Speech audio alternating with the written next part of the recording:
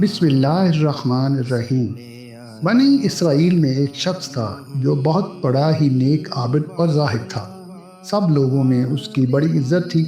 لوگوں میں اس کی نیکی اور پارسائی کا بڑا ہی چرچا تھا۔ اسی علاقے میں ایک شخص اور تھا۔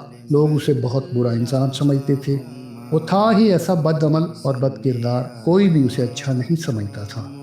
ایک روز اس گناہ گار شخص نے دیکھا کہ وہ نیک آدمی ایک میدان میں بیٹھا ہوا ہے۔ ہر طرف تیز دھوپ پھیلی ہوئی ہے، مگر اللہ کے اس نیک بندے پر ایک بادل کے ٹکڑے نے سایہ کر رکھا ہے۔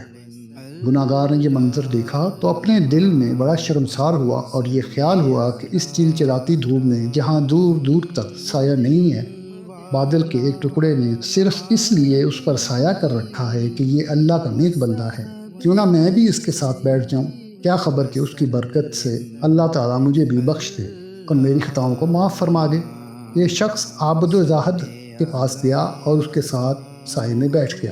اس کے بیٹھتے ہی اس عابد و زاہد شخص کے دل میں خیال آیا کہ یہ اپنے زمانے کا بدترین گناہ گار اور پوری قوم میں بدنام شخص ہے۔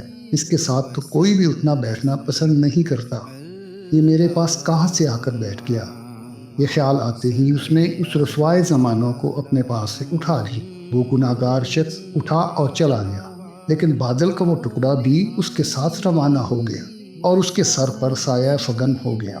اس وقت کے پیغمبر کو وحی آئی کہ ان دونوں سے کہو کہ نئے سرے سے اپنے اپنے اعمال کی ابتدا کریں، کیونکہ اس فاسق و فاجر نے جو کچھ کیا ہم نے اس کے خلوص حسن نیت اور جذبہ شرمساری کے سبب اسے بخش دیا اور اس کی پچھلی ساری خطائیں معاف کر دی، جبکہ اس عابد کی تمام نیکیاں اور اچھے اعمال اس کے تکبر کی وجہ سے اس سے چھین لیے۔ سبحان اللہ۔